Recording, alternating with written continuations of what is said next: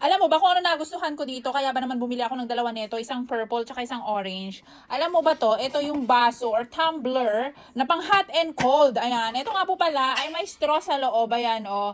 Yan. Tapos, kapag for example, lalabas kayo, meron kayong in-order na inumin, tapos hindi nyo naubos, pwede nyo siyang isalin dito, tapos lalagay mo yan sa loob, and then yan, may straw na po yan. And leak-proof na po ito ha. Alam nyo ba kung bakit leak-proof? Meron na dyan seal na silicone dyan sa gilid niya. Kaya hindi matatapon yung ilalagay nyo dito na inumin ninyo. Ayan o, pwede nyo na kayong uminom at hindi ito mawawala. Tapos itong takip niya, syempre habang umiinom ka lang, ano may ilapag mo dyan. Eh di mawala pa yan. So, syempre ilalagay mo dito. Yan ang purpose niyan. O, ganyan. Para kapag umiinom ka, ilagay mo lang dyan, hindi nakakalat kung saan-saan at madali lang yan mawala dahil sa sobrang liit, 'di ba? O ayan, makakainom ka na yan. After mo uminom, syempre, tatanggalin mo yung takip at tatakpan mo na para hindi naman susunod yung langaw sa iyo na uminom. So ganyan yan, o 'di ba? Pwede mo nang ilagay sa loob ng bag mo, sa kung saan man, sa bayong mo, ganyan. At hindi na matatapon yung laman niya. And the best thing is hindi na lalamig yung inumin mo kasi nga pang hot and cold ito, pwede rin yung kape, 'di ba? Tapos alam mo ba yung straw niya, ganyan sa dulo niya, kung bakit lumulubog, ito po ay silicone na rin.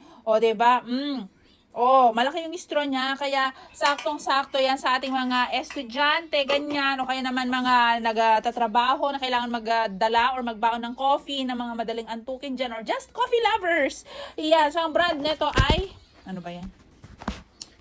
Yan, ang brand ko nito ay Cheso. Ayan, marami kayong kulay na pagpipilian, pero itong napili ko, purple. O, diba? Ayan ang mga details niya. So, ano pang naantay mo? Mag-check out ka lang ha. Nandito sa aking bag, dito sa gilid. Check out na. Bye-bye!